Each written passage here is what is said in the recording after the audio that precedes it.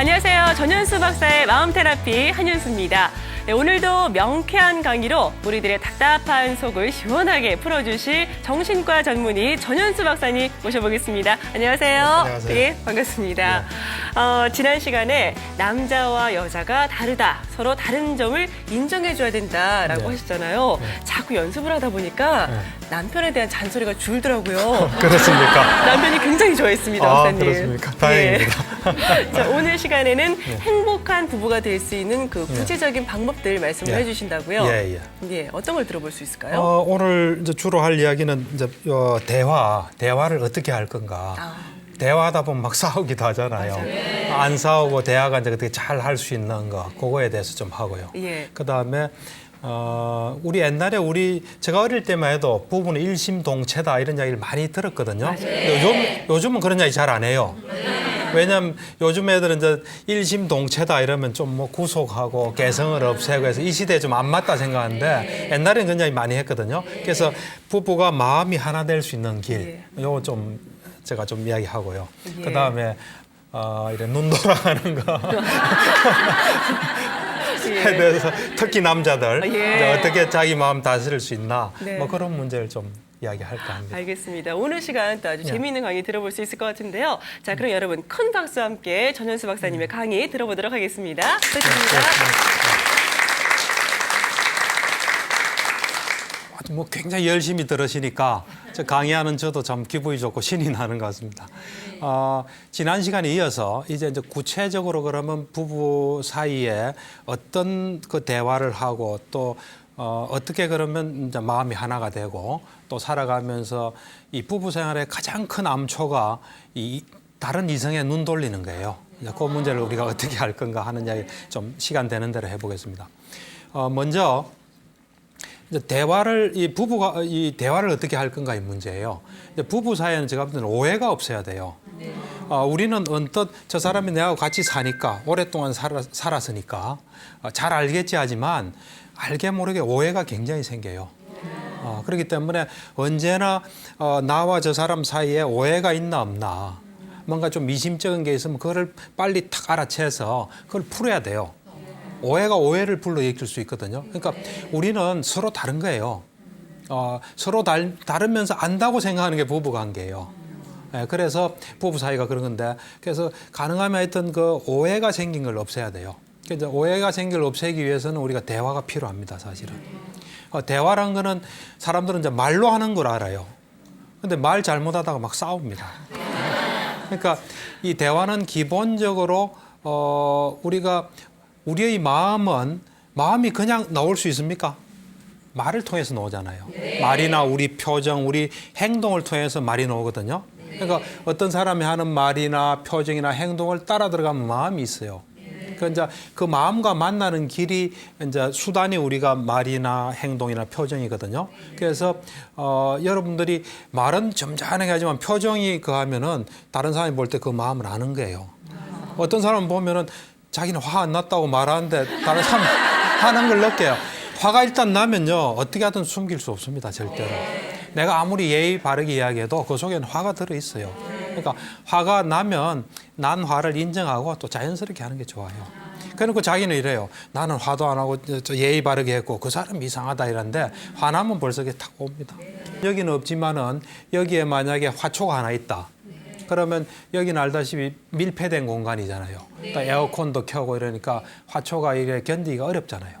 그러면 그 화초가 참 안 됐겠다 하고 한 번씩 들어다가 이 바람 잘 드는 데다 한번 갖다 놓는 게 그 화초하고 대화하는 거라고 볼 수 있어요. 그러니까 우리가 부부 간에도 그런 상대방의 처지나 마음을 헤아려서 뭔가 하는 것이 어찌 보면 진정한 대화예요. 그러니까 말 하나도 안 해도 대화가 될 수 있는 거예요, 사실은. 그래서 우리는 마음은 하나도 안 변하고 말만 하다가 싸우면 그거는 어찌 보면 진정한 대화라고 보기 어렵습니다. 일단 하여튼 우리가 이제 말이라는 걸 떠나서 대화는 없으니까 이제 대화하는 그 방법을 좀 이야기하면요. 우선은 잘 들어주는 게 중요합니다. 우선 내가 먼저 시작하면 내가 충분히 말할 기회를 가지고요. 그리고 상대방은 충분히 들어주는 게 좋고요. 상대방이 먼저 시작하면 상대방으로 하여금 충분히 말하게끔 내가 기다려주는 거. 하고 잘 들어주는 거, 귀를 기울여서 잘 들어주면요, 말하는 사람은 아, 저 사람이 나를 존중하구나 이걸 알게 돼요. 그리고 말하는 걸 들어주면 자기 속마음이 막 나와요. 처음엔 요 말만 해야지 했는데 나중에 다른 말까지 막 나와요. 그래서 상대방에 대해서 많은 걸 우리는 알게 돼요. 그러니까 아는 게 힘이에요. 그러려면 상대방을 잘 이렇게 존중해서 들어주면 상대방은 아, 나를 존중하구나 저 사람이 해서 기분도 좋고요. 그리고 자기 속에 있는 거 막 말하고 그러면 그 사람에 대해서 잘 알게 되고. 그래서 우선 잘 들어주는 게 굉장히 중요합니다. 우리가 그렇잖아요. 남자든 여자든 뭐 가족이든 집에서 존중받아야 밖에 나가도 힘이 좀 있잖아요. 밖에 안에서 존중 안 하면 밖에 나가도 자신도 없고 힘이 없잖아요. 그래서 일단 여러분들이 누구하고든 대화할 때 특히 부부는 더 하겠죠. 상담이 말하면 그냥 잘 성심성의껏 딴 생각하지 말고 존중하면서 들어주는 그 자체가 굉장히 좋은 효과를 줍니다. 그래서 일단은 잘 들어주시는 게 중요해요. 뭐 속에 내가 동의하기 어려운 거, 좀 거슬리는 거, 뭐 그거는 거슬리는 건 거슬리는 거예요. 그거는 뭐 여러분들이 거슬리구나 하시면 됩니다. 그렇지만 잘 들어주세요. 그럼 그게 우선 대화에서 가장 중요합니다. 잘 들어주는 거. 그건 이제 남에 대한 존중이에요. 그러고 난 뒤에 이제 이상적인 대화는 이거예요. 내가 먼저 말을 시작했으면 내가 충분히 말하고 남이 말 끊으려면 좀 더 기다려라. 내가 말 충분히 하고 그다음 내가 충분히 한 만큼 남이 충분히 말하게끔 기회를 주는 거예요. 네, 그래서 또 나도 충분히 듣고 그러면 해결되는 문제도 있고 해결 안 되는 부분도 있겠죠. 그럼 그걸 가지고 또 내가 먼저 시작하면 내가 충분히 말하고 또 내가 충분히 말한 만큼 남이 또 충분히 말하게끔 하고 허용하고 그래서 또 조금 줄겠죠. 근데 어떤 이야기는 오늘 끝나지 않겠죠. 그럼 다음으로 넘기고 그게 대화예요. 그러니까 여러분들은 하여튼 공평하게 사셔야 돼요. 제가 전에도 한번 이런 이야기 했죠. 예. 내가 충분히 말하고 남이 충분히 말하게끔 들어주는 거예요. 예. 그게 제일 기본이에요. 대화에. 예. 그러니까 그다음 두 번째는 뭐냐면 이 대화할 때 상대방이 뭔가 옳은 말을 하죠. 그러면은 그걸 인정하는 게 좋아요. 설사 내하고 생각이 틀리고 내하고 싸우는 중이라도 옳은 말하면 아 그래 옳다 하고 싸우는 게 좋아요. 옳은 것을 무시하면요. 나는 옳은 걸 분명히 알잖아요. 내가 누구를 만나서 이야기 들었다. 아, 나 안 들었어. 이러면은 상대방을 우리가 어떻게 생각하겠어요? 무시하겠죠. 그죠? 그러니까 우리가 남이 하는 말이라도 옳은 맛은 언제나 받아들인 자세. 어린아이가 말하더라도 옳은 것은 받아들인 자세. 이게 굉장히 중요합니다. 그리고 상대방이 뭔가 절실하게 요구를 하죠. 그러면 내가 그걸 상대방 입장에서는 충분히 정당한 요구를 하죠. 그러면 그걸 받아주든지 받아주지 못하면은 내가 이러이러한 사정으로 못 받아준다는 걸 분명히 밝히는 게 좋아요. 상대방 입장에서는 충분히 할 수 있는 정당한 요구를 하잖아요. 그럼 그건 그대로 수용해 주든지 그렇지 않고 이거는 내가 사정이 있어 못 받아줄 때는 그거에 대해서는 내가 당신 입장에서는 하지만 나는 이런 사정이 있다 해서 해주는 그것이 또 대화에서 돼야 돼요. 그 다음에 이제 세 번째는 뭐냐면 대화하다가 말꼬리 잡는 거 그거 좋잖아요. 말하다가 자 우리 한번 충분히 말해봐 해놓고 말하는데 너 왜 그래 생각해 이러면은 안 됩니다. 그러니까 내가 볼 때는요 말 내용이 중요한 게 아니라 충분히 말할 수 있는 분위기가 중요한 거예요. 틀린 말이라도 이 사람 앞에서 다 할 수 있는 관계 그것이 굉장히 중요합니다. 그래서 일단 요 세 가지라도 여러분들이 이제 충분히 하시고 뭐 이야기 들으면서 또 떠오르는 건 없습니까? 정말 이게 대화를 처음에는 기분 좋게 시작을 하다가도 예. 네, 큰 소리가 나게 되고 자꾸 그렇죠. 이제 하다 보면 예. 해서는 안 될 말을 그렇죠. 이제 하게 맞습니다. 되는 경우도 예, 분명 맞습니다. 있는 것 같아요. 예. 본의 아니게. 좀 이따 제가 또 이야기하는데 네. 그러니까 이게 말하다가 사실은 여러분들이 항상 깨어있는 자세가 필요합니다. 깨어있는 자. 깨어있다는 건 뭐냐면, 여러분들이 설거지 할 때는 설거지 하는 걸 알면서 설거지 하시고, 보통 설거지 하면서 딴 생각 하잖아요. 청소하면서 딴 생각 하잖아요. 근데 청소하면서 청소하는 데만 딱 집중하세요. 그렇게 자꾸 훈련을 하다 보면 내가 말하면서 무슨 말 한다는 걸 알아요. 그러면 이상한 말 하면 스톱할 수 있어요. 그러면 아까 방금 이야기하신 대로 주워 담을 수 없는 말은 되도록 안 하는 게 좋습니다. 이 말을 해서 이게 극단적인 말이라든지 또는 아주 이 상대방 그러니까 조금 이 뭐랍니까 좀 현명하게 하는 말은 사실은 이 말 했을 때 반응을 좀 예상하면서 하는 게 제일 좋아요, 사실은. 그냥 막 하면은 어떤 반응이 올지 몰라요. 그러니까 너무 재는 건 그렇지만 자유롭게 이야기는 하지만 그래도 어느 정도는 조금 이래 그 전체적인 좀 감은 잡고 있는 게 좋습니다. 예. 예. 박사님 말씀 듣다 보니까 재미있는 조사 결과가 하나 생각이 아, 났어요. 예. 그러죠. 부부 싸움 할 때 꼭 해서는 안 되는 말 베스트 5가 있거든요. 이 5가지 들으시면서 내가 자주 하는 말인데 이런 게 있으시다면 한번 좀 생각해 보시기 바라겠습니다. 궁금하시죠? 자, 첫 번째입니다. 우리 이혼해. 두 번째가 당신은 항상 그래. 그렇게 말할 줄 알았어. 뻔하지 뭐. 이렇게 하는 경우. 세 번째가 난 그런 적 없어. 한 번도. 이렇게. 네 번째, 당신은 몰라도 돼. 내가 알아서 해. 다섯 번째입니다. 내 친구 남편은 안 그러거든. 내 친구 와이프는 안 그래. 이렇게 5가지가 부부싸움 할 때 꼭 해서는 안 되는 말 베스트 5래요, 박사님. 뭐 요즘 음친아가 아니라 뭐 하나 더 추가해야 되겠네요. 네. 내 친구 남편 뭐 네. 그런 식으로. 그러니까 지금 방금 이야기하신 그거는 좀 피해야 됩니다. 왜냐하면 부부 사이에는 아까 이야기했죠. 오해가 있을 수 있어요. 나는 그런 말 하는 거예요. 하는데 나로서는 그런 말 할 수 있죠. 그리고 그게 또 그렇게 심각하지 않을 수 있어요. 그렇지만 받는 사람은 엄청나게 심각하게 받아들여요. 여러분들 그 말 한번 들어보세요. 그 힘이 쭉 빠지죠. 그리고 여러분들 이제 아까 저 대화 중에 이제 3가지 이야기했고요. 또 추가할 거는 뭐냐면은 아까 거기에도 나오는데 한 번도 뭐 한 적이 없다 이런 표현을 좀 쓰는 사람들이 꽤 있어요. 당신은 한 번도 내 그 저 생일 챙겨준 적이 없다. 그럼 자기가 챙겨준 기억이 있는 사람은 황당하잖아요. 나는 챙겨줬는데 분명히 이거 어떻게 하란 말이냐, 이 사람은 해야지 해야 되나 그런 생각하게 되는 거거든요. 그러니까 우리가 보통 이제 그런 말은 하는 사람들 들어보면은 그 당시 심리에서 이제 자기 감정에 충실하게 하는 이야기예요. 근데 그 듣는 사람은 그 마음을 듣기는 어려워요. 왜냐하면 우리가 말을 만나기 때문에. 말에는 그런 게 없잖아요. 말은 한 번도 해준 적이 없다로 나오잖아요. 그래 되면은 자기가 의도하지 않는 다른 게 가요. 여자들이 그런 표현을 좀 잘 쓰는 것 같아요. 그렇습니까? 남자가 잘 쓰는가? 여자에 대한 편견을 제가 가지고 있습니까? 내가 보니까 조금 그런 말을 잘 쓰는 것 같아요. 그런 말은 피하시고요. 하여튼 지금 행걸 가지고 이야기하는 게 좋아요. 이번 결혼기념, 이번 생일을 당신이 안 챙겨줬다. 그건 확실하잖아요. 그죠? 그리고 또 이제 말할 때 상대방 인격을 무시하는 말은 안 하는 게 좋습니다. 상대방 인격을 무시하는 말. 그러니까 예를 들면 당신은 뭐 기본이 안 돼 있다든지 쫀쫀해. 네? 쫀쫀해라든지 네. 뭐 그런 좀 인격을 무시하는 말 이런 건 안 하는 게 좋습니다. 그러니까 우리가 가급적이면 아까 제가 얘기했죠.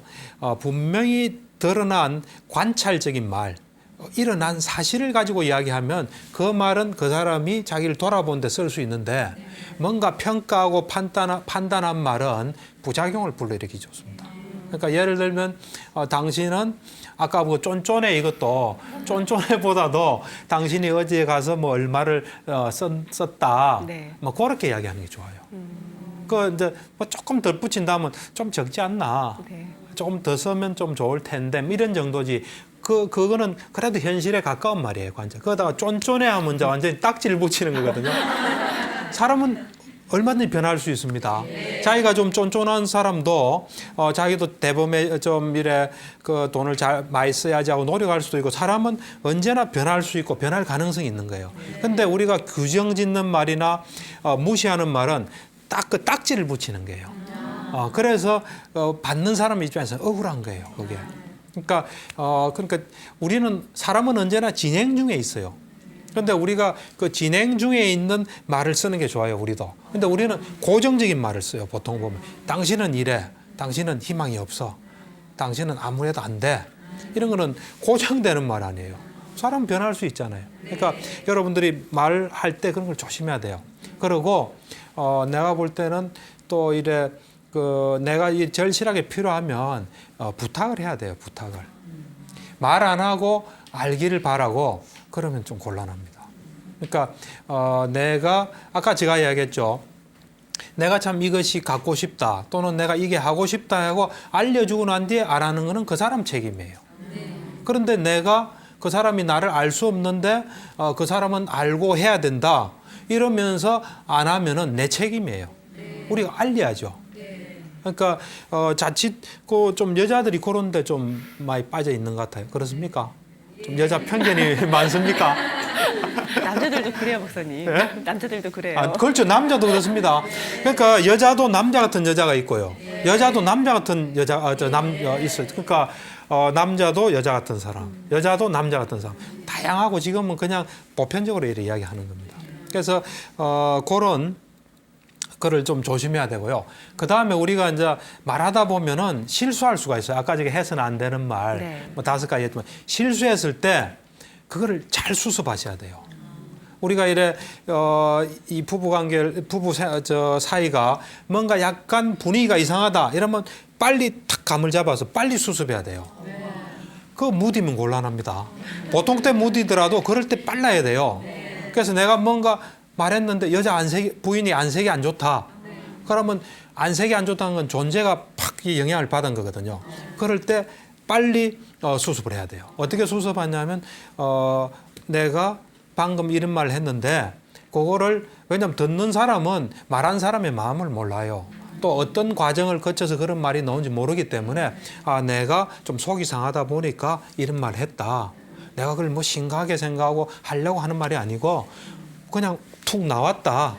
좀 기분이 나쁘다면 나왔는데 이건 내가 정말 잘못된 것 같아 하고 사과해야 돼요. 이건 남자든 여자든 관계없이 사과하고 그렇지만 내가 참 당신에 대해서 이런 점 참 고맙게 생각한다. 사실에 거짓말할 필요는 없어요. 그래서 한 번 더 균형 있게 이래 이야기해 주는 게 좋아요.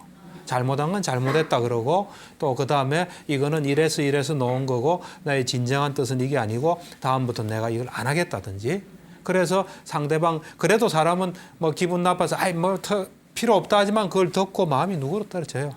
그래서 우리가 이 부부 사이에는 뭐 이렇게 생활하다 보면 뭐가 좀 이상한 분위기가 흐른다. 평소하고 좀 다르다. 남편이 뭔가 약간 좀 나를 대한 태도가 좀 다르다 하면 그걸 빨리 개입하는 게 좋아요. 그게 오래되면 안 좋아요. 그리고 우리가 이래 있다 보면은 남자들 같은 경우 이런데 뭐 약간 묻어올 수도 있잖아요. 네. 오면은 그걸 보는 순간에 즉각 말하는 게 좋아요. 말해서 일단 말하고 그 다음에 거기서 말하는 걸 듣고 그 다음 또 이제 판단하는 게 좋은데 그거를 한 일주일 동안 생각하시면요. 막 수상한 눈으로 자꾸 보면요. 내가 이제 그쪽으로 가는 거예요.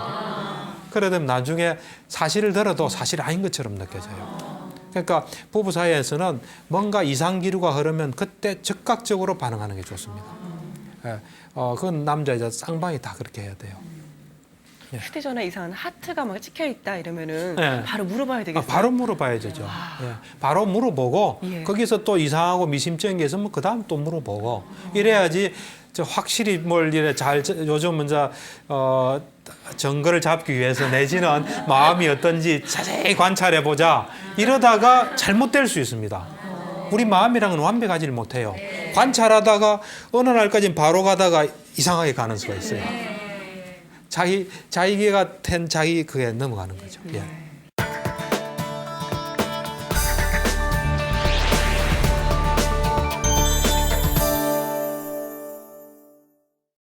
아까 이야기했다시피 부부 생활 관계는 어렵습니다. 사실 어려운데 그걸 좀 덜 어렵게 해 나가는 이제 과정이 공감입니다. 공감이라는 거는 상대방을 있는 그대로 아는 거예요. 사실은. 그래서 공감 훈련을 자꾸 하는 게 필요합니다. 공감 훈련은 어떻게 하냐면은 공감이라는 거는 실제 상대방 속에 일어난 걸 그대로 보는 거거든요. 그걸 볼 수 있겠습니까? 볼 수 없죠. 그러니까 이제 불교에서는 수행을 많이 하면 타심통이라는 게 있습니다. 타심통이 열리면은 그대로 보는 거예요. 근데 우리는 그런 거 없지 않습니까? 그래서 이제 보려고 노력해야 되는데 그걸 이제 우리는 공감 훈련이라 그러거든요. 그거를 이래 자기가 저 사람한테는 힘들어, 난 딸이 힘들어, 아들이 힘들어, 남편이 힘들어, 뭐 부인이 힘들어, 처가 힘들어 이럴 때는 그 하루에 한 번 정도 조용한 시간에 이래 눈을 감고 그 사람을 맨 마지막 본 모습 있죠. 그거를 이래 자꾸 보세요. 보는데 보통 보면 자기 감정이나 막 여러 가지 생각들이 떠오르거든요. 그러면 그걸 자꾸 내려놓고 있는 그대로 자꾸 보세요. 그걸 한 달이고 두 달이고 하면은 뭐가 탁 보여요. 보이면서 그냥 같이 이래 호흡할 수 있는 상태가 됩니다. 그게 제일 좋은 방법이에요, 제가 볼 때는. 그러니까 이 공감은 대인관계도 마찬가지예요. 직장에서 나를 괴롭히는 상사가 있다. 그러면은 이래 가만히 보면 그 틈이 보여요. 예. 우리는 자칫하면 상대에 대해서 방어적이 되기 쉬워요. 근데 그걸 해보면은 그 사람도 약한 사람이에요. 두려워하는 게 있고. 그럼 거기서 만날 수 있는 거예요, 우리는. 우리는 뭐 김정일이라면 겁이 난다 이러지만 김정일을 보면 김정일을 두려워하는 게 있거든요. 거기서 우리는 만날 수 있는 거예요. 그래서 공감 훈련을 하는 게 좋고요. 그 다음에 이제 부부 사이에서 싫어하는 마음이 좀 생겨요. 좀 꼴 보기 싫고 싫어하는데 그때 조심하셔야 돼요. 그때 잘 다스리셔야 돼요. 그걸 우리가 싫어하는 마음이 들잖아요. 그럼 그걸 가만히 놔두면은 싫어하는 쪽으로 자꾸 마음이 가요. 그리고 우리 뇌가 이 구조가 어떻게 돼 있냐면 이거는 이거다 이러면 이제 그쪽으로 자료를 찾아요, 보통 보면. 그래서 옛날에 제가 어떤 프로그램에 참가를 했는데 거기에 싱가포르 사람이 와서 이제 강의를 하는데 이 사람이 이런 이야기를 하더라고요. 자기는 전에는 차에 관심이 없었대요. 없는데 자기가 이제 차에 관심이 생겼대요. 그래서 뭐 예를 들면 뭐 벤츠에 관심이 이제 생긴 거예요. 그전에는 자기가 그전에 뭐 길거리 갈 때는 벤츠가 하나도 안 보였대요. 이제는 여기도 벤츠, 저기도 벤츠래요. 관심이 생기면 그걸로 가는 거예요. 그래서 우리가 싫어하는 마음이 생기잖아요. 그럼 싫어하는 쪽으로 자꾸 가면서 그것들이 자라게 돼요. 그래서 남편 싫어가지고는요, 좋은 거 하나도 없어요. 부인 싫어가지고 좋은 거 하나도 없어요. 싫어하는 마음이 생길 때 잘 다스리셔야 돼요. 그러니까 벌써 그런 마음이 이제 자리 잡게 되면 그걸 또 해결하는데 어렵습니다. 그래서 우리가 살아가다가 저는 이런 생각을 합니다. 그 부부간에 저 사람이 최고다 이래 생각해야지 편하지. 저 사람이 시원찮다 생각하면 자기도 별로 안 좋은 거예요. 제가 이런 어떤 책에서 이걸 봤는데 어떤 사람이 목수였어요. 목수인데 이제 평생을 집을 지은 거죠. 그리고 이 사람이 이제 은퇴할 나이가 된 거예요. 자기도 이제 자기 시간도 갖고 싶고 가족들하고도 시간도 가지고 싶어서 이제 자기하고 이 조가 돼서 항상 일했던 그 사장한테 내가 이제 그만 집 짓는 일을 그만하고 싶다. 그래서 내가 이제 그만하겠다 하니까 이 사람 참 집을 잘 지었거든요. 이제 안타깝죠. 그렇지만은 이야기를 들어보니 그럴 수밖에 없으니까 그럼 그렇게 해라 하면서 그 대신 내 부탁을 하나 들어달라. 마지막으로 집 한 채만 지어주고 이제 그만두라 하니까 청을 거역할 수는 없잖아요. 요구를. 그러니까 그럼 하나 지어주겠다는데 이미 이제 그때는 마음이 떠난 거예요, 이 사람이. 집도 이제 대충 짓고 자재도 대충 쓰고 그러니까 집을 다 지어서 이제 가져간 거예요. 가져가서 이제 사장 보고 집 다 지었다 하니까 사장이 키를 주면서 이게 당신에게 주는 선물이다 그래서 자기가 살 집을 지은 거예요, 엉망으로. 우리가 똑같아요.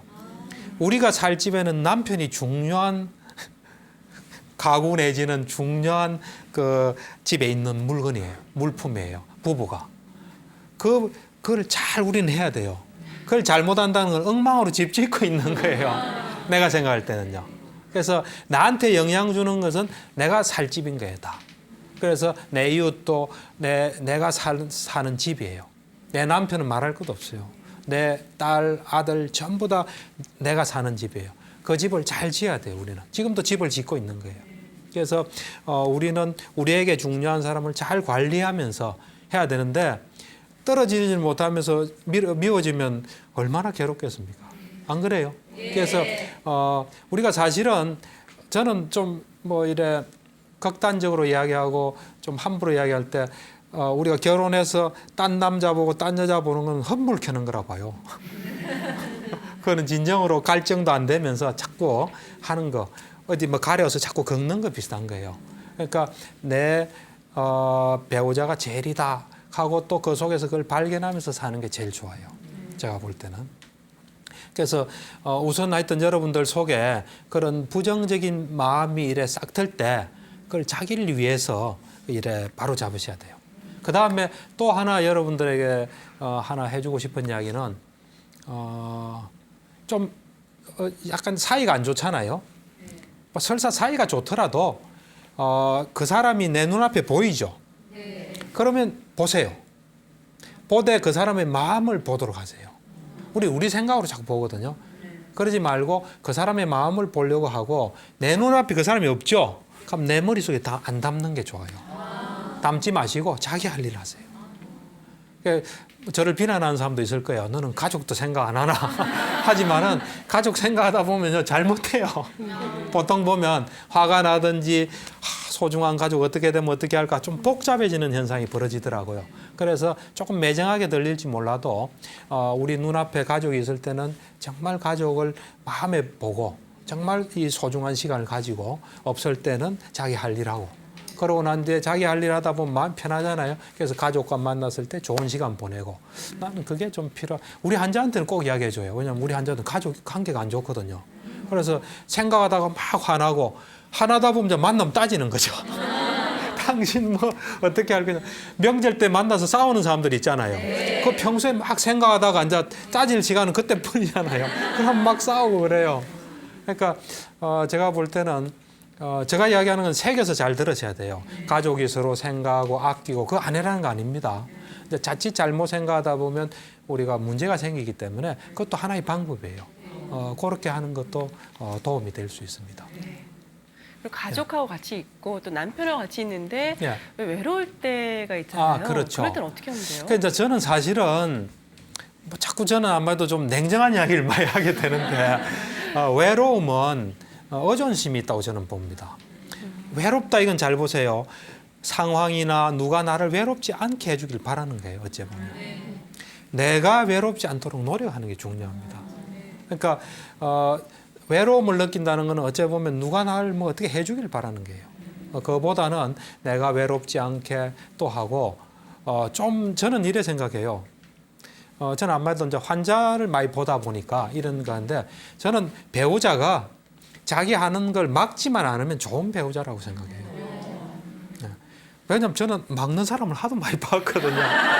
여러분들 안 막으면요. 이 시간에 자유롭게 얘기 있게 해주면 좋은 배우자라고 생각하세요. 예. 그렇게 우리는 좀 생각하고 나의 즐거움이나 행복은 내가 찾는 거예요.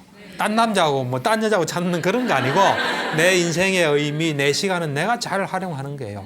그렇게 좀 생각하는 게 좀 좋을 거예요. 제가 오랜 경험에서 볼 때 왜냐하면 우리가 배우자한테서 뭔가 재미도 찾고 이러면 그건 참 해주기 어려워요.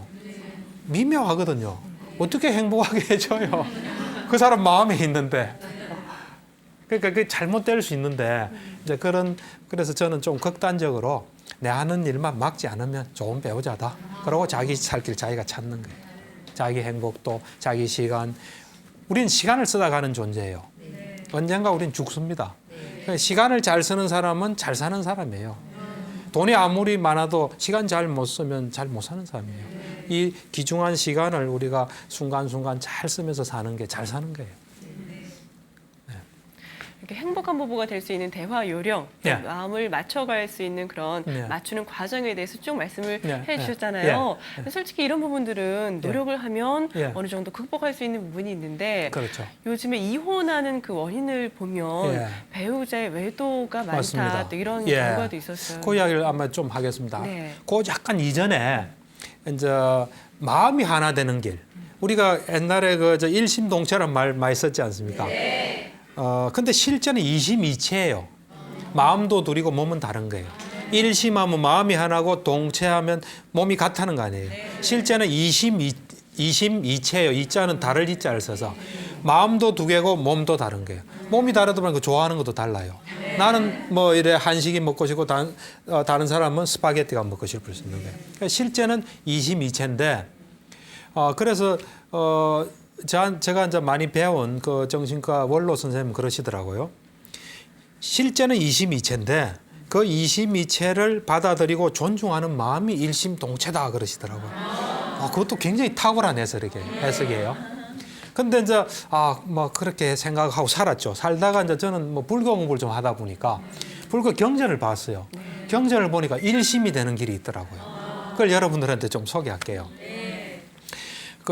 이제 초기 경전 앙구따라 니까야라는 경전이 있습니다. 거기 보면 세 사람이 나와요. 아누루따라고 불교에서는 굉장히 유명한 사람입니다. 10대 제자 중에 한 사람이고 천안통일에서 멀리 걸 보는 그런 아주 탁월한 그런 제자인데 그 세 분이 이제 깨달음을 얻기 전에 수행할 때 이야기예요. 그런데 하루는 부처님께서 그 세 사람이 수행하는 데를 찾아가요.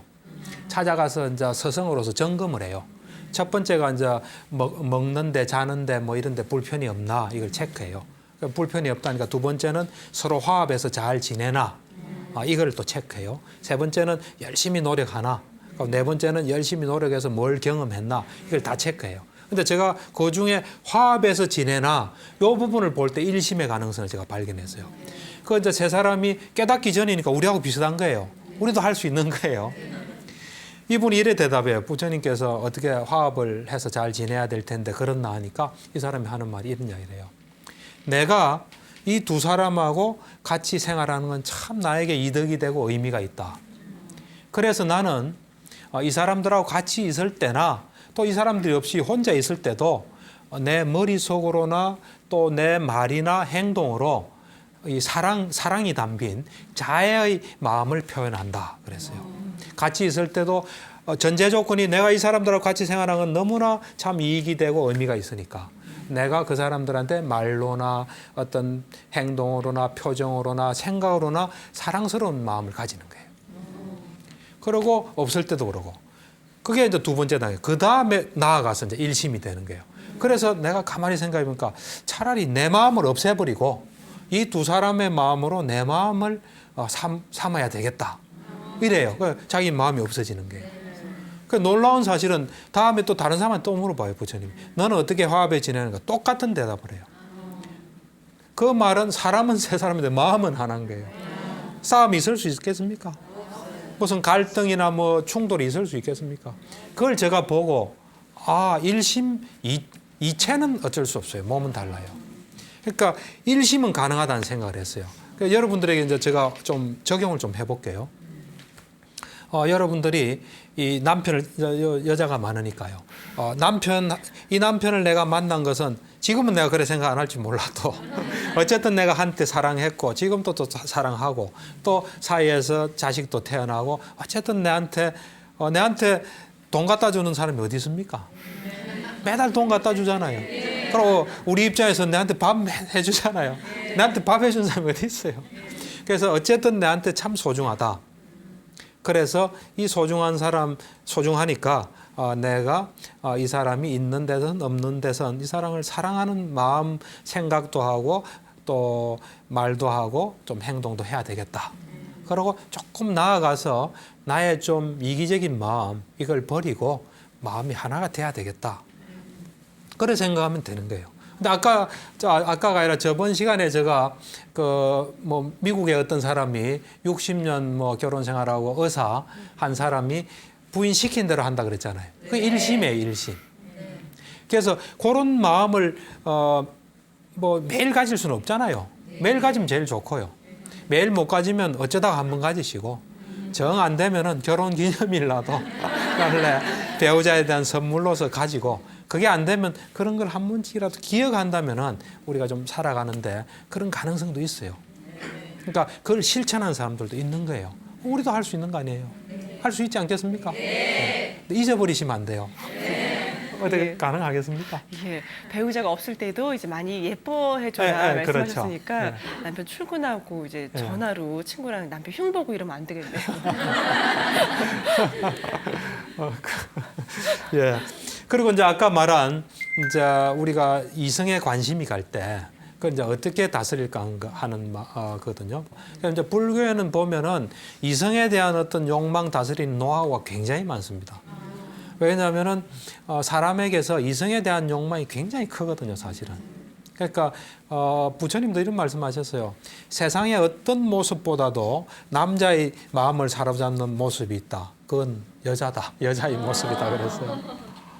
마찬가지로 거꾸로 해요.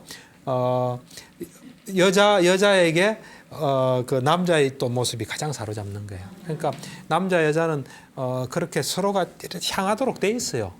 그러니까 어째 보면 우리 인간의 문명이라는 거는 자연에 좀 위배될 수도 있어요. 그러니까 다른 동물들 다 이래 자유롭게 살잖아요. 우리는 옛날엔 또 그랬는데 지금은 그러니까 그런 만큼 우리의 노력이 또 필요해요. 그래서 불교는 보면 그런 게 많이 있어서 제가 이렇게 경전을 이렇게 쭉 보면서 그런 걸 좀 찾아냈는데 예를 들면은 이제 부처님께서 돌아가시기 전에 보통 제자들이 중요한 걸 물어요. 이제 부처님을 25년간 모시고 살았던 아난다라는 그 시자가 있어요. 우리 불교 경전 보면 나는 이렇게 들었다는 거 전부 아난이 들은 이야기예요. 그거를 이제 말하면은 다른 사람들이 맞다 하면 그게 다 경전이 된 거거든요. 그 아난다가 부처님 지금 돌아가시기 전에 중요하니까 물었을 거 아니에요. 여자를 어떻게 해야 됩니까? 물어본 거예요. 여자를 어떻게 해야 됩니까? 부처님께서 뭐라 대답했겠습니까? 보지 마라 그랬어요. 우리 같으면 만나지 마라 그랬어요. 너 부인 아닌 사람 만나지 마라 그랬겠죠. 만나지 마라. 그러니까 또 안 하니 혹시 만나게 되면 어떻게 해야 됩니까? 하니까 뭐라 했겠습니까? 말을 하지 마라. 요즘 말을 섞지 마라. 그러니까 또 불가피하게 말을 해야 되면 어떻게 합니까? 하니까 그러면 마음을 챙기면서 말해라 그랬어요. 마음 챙. 내가 무슨 말하고 있다는 거. 그래서 내 마음속에서 이상한 게 들면 빨리 스톱해라 하는 그걸 그러니까 보통 우리가 참 그 대단한 그 부처님이 돌아가시기 전에 중요한 것만 묻거든요. 그 얼마나 중요해서 물어봤겠습니까? 그 당시도 그게 굉장히 관심사였어요. 그런 것뿐만 아니라 제가 2003년도에 그 미얀마에 가서 한 달 수행을 했거든요. 거기서 제가 그 어떤 미국 사람을 하나 만났어요. 수행센터에서. 그 사람도 이제 미국에서 심리학을 전공한 사람인데 그 사람이 그러더라고요. 자기가 이제 남자인데 자기가 옛날에는 참 여자 때문에 힘들었다. 근데 이제는 여자에 대한 건 자기는 걱정 없다. 그러면서 이야기를 당신 환자들한테 가서 이야기해 주라 그러더라고요. 그래서 뭐냐 하니까 뭐 거창한 것도 아니에요. 자기는 여자에 대한 어떤 욕망이 탁 떠오르면 그걸 딱 본대요. 보면 싹 사라진대요. 저도 100% 동감합니다. 그건 분명해요. 우리가 담배 피우고 싶은 마음이 딱 들죠. 그걸 딱 보면 없어져요. 사실은 보면 없어져요. 여러분도 노력하면 뭐 안 좋은 게 들잖아요. 그럼 그걸 딱 보면 없어집니다. 그래서 일단은 이제 그렇고 이제 마지막으로 구체적으로 제가 좀 방법 제시를 하면은 이게 또 이제 경전에 있는 이야기인데 그 당시에 왕이 아주 젊고 잘생긴 그 남자 스님한테 물어봤어요. 당신같이 젊고 잘생긴 이 젊은 사람이 당신은 어떻게 평생을 여자 이런 것도 없이 청정한 그 수행 생활을 할 수 있나 하니까 이제 대답을 해요. 첫 번째 어떤 대답을 하냐면은 이런 이야기를 해요. 나는 부처님에게 들었다. 부처님께서 여자를 보면 나이가 많은 여자를 보면 어머니라 생각하라고 들었다. 어머니라 생각하는 거예요. 그 다음에 내 누나뻘 되는 사람 만나면 누나로 생각하는 거예요. 내 동생뻘 되는 사람 만나면 동생이라 생각하고 내 딸뻘 되는 사람 있으면 딸이라고 생각한다. 그랬다 이야기하는 거예요. 그러니까 하나의 방법이에요, 그것도. 그러니까 이제 왕이 그거 가지고는 안 된다는 생각을 한 거예요. 그거 말고 다른 또 방법이 있나 하니까 이제 또 그 다음에 또 이야기를 해요. 한 부처님께서 우리 보고 우리가 눈으로 뭘 볼 때나 귀로 들을 때나 또 코로 냄새를 맡을 때나 혀로 맛볼 때나 몸으로 뭐 접촉을 할 때나 정신으로 뭐 정신작용이 일어날 때 그때 감각기관을 잘 지키라 했다. 이건 참 세 번째 방법이에요. 두 번째 방법이 뭐냐면은 두 번째 방법이 부처님께서는 우리에게 우리 몸은 32가지 부분으로 구성되어 있다. 그거는 불결한 거라 그랬다. 그래서 나는 항상 그거를 본다. 여자를 볼 때도 32가지로 본다. 32가지가 뭐냐면 머리털 또는 몸털, 그다음에 뭐 이빨, 살갗 뭐 이런 그 32가지, 콩팥 뭐 이래가 몸을 불교에서는 32가지로 봐요. 그래서 이제 불교적인 기본 입장은 뭐 영혼이나 이런 게 있다고 보지는 않고 그 부분들이 기능을 한다 보거든요. 그래서 자기는 평소에 그렇게 본다. 그러니까 그것도 마음에 안 들었던 것 같아요. 그거 말고 이러니까. 그러니까 아까 이야기했던 눈으로 볼 때, 귀로 들을 때 감각기관을 잘 지키라 했다. 눈으로 볼 때 전체적인 상도 취하지 않고 부분적인 상도 취하지 말라고 했다. 여자를 볼 때 전체적인 상은 여자구나 하는 거예요. 부분적인 상은 저 사람 옷이 멋있구나 이런 거예요. 그거 볼 때 그걸 일으키지 말아야 했다. 그러니까 이 왕이 그거 참 괜찮은 말 같아. 나도 후궁의 처소에 들 때 내 이 감각기관을 잘 지키면은 마음이 이렇게 흔들리지 않는다 하면서. 그래서 그 세 가지 방법이 적용될 수 있어요. 그래서 요약하면은 어떤 사람을 볼 때 그 나이 또래의 어머니나 이래 보고 또 조금 하나가 제가 생각하는 건데 그 사람에게 또 소중한 가족이 있다. 우리는 그 대상만 딱 자기 욕망 충족의 대상으로 봐요. 그 사람을 아끼는 뭐 다 있는 거 아니에요. 여자 같으면 남편이 있고 내지는 뭐 다 있을 수 있죠. 그걸 보는 거예요. 그래서 두 번째 방법은 우리 몸을 볼 때 그 어떤 우리는 멋있다 이래 보잖아요. 부분으로 보면은 다르게 보이겠죠. 그래 보거나 세 번째는 이제 그 감각기관을 잘 지키는 거예요. 그러니까 이제 제가 상담하다가 어떤 20대 아직 미혼인데 그 자기 그 직장에 이제 그 결혼한 어떤 기혼 상사한테 자꾸 마음이 간대서 제가 이 방법을 이야기하니까 자기는 첫 번째 방법이 제일 좋대요. 너 한번 실천해봐라 이런 이야기를 한 적이 있습니다. 그래서 우리가 하여튼 살아가다 보면 꼭 뭐 남자뿐만 아까 말한 건 다 적용되는 이야기예요. 그래서 이성에 대한 걸 잘 지키는 게 좋습니다. 되도록이면 제가 볼 때는 안 맞는 게 좋고요. 또 안 보는 게 좋고 만나면 말 안 쓰라 안 하는 게 좋고 그렇게 사는 게 제일 행복한 길입니다. 저는 누가 애인 있다면 골치 아프겠구나 이런 생각해요. 부럽다 생각하지 않아요. 예. 아까 부처님 말씀 중에서도 이제 여러 부분을 인용을 해주셨는데 저희는 아무래도 병원을 이제 찾은 분들 가운데서 마음을 좀 잘 다스려서 그런 부분을 좀 극복한 경우를 말씀을 더 해주시면 더 와닿을 것 같아요. 보통 이제 저 경우에는 이제 그런 경우는 사실 외도해가지고 오는 경우가 꽤 있거든요. 오는데 보면은 그 사람이 외도할 수 있는 그 어떤 시스템이 돼 있어요. 예를 들면 어떤 남자들은 누가 인정해주면 되게 좋아하는 사람이 있어요. 인정받기를 좋아하는 사람. 또 그리고 또 이제 성욕이 좀 있는 사람이든지. 그래서 그런 것들을 우리가 이제 하나하나 이래 바꿔주는 거죠. 바꾸어서 그 사람이 어디 가도 좀 안전한 사람이 될 수 있게끔. 그래, 바꿔줍니다. 시간이 다 된 것 같은데. 예. 알겠습니다.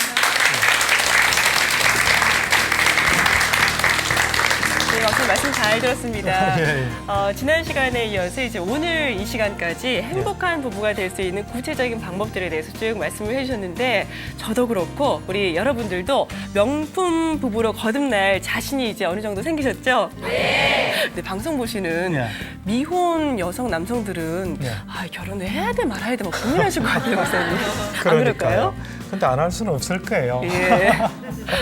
근데 말씀을 듣다 보니까 저희 집도 저만 바뀌면 안 될 것 같고요. 저희 집에 있는 남자하고도 좀 다시 보기로 방송을 좀 다시 봐야겠습니다. 그거 좋은 생각입니다. 말씀 잘 들었고요. 그러면 다음 시간에는 저희가 어떤 주제로 또 이야기를 나눠볼까요? 다음 시간에는 이제 분노 다스리는 거. 우리는 살아가도 화가 안 날 수가 없거든요.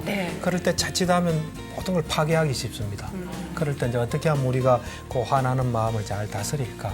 그 문제에 대해서 좀 이야기할 겁니다. 알겠습니다. 모든 병은 또 마음속에 있는 화에서 비롯된다 이런 얘기도 있는데 다음 시간 역시 기대하고 있겠습니다.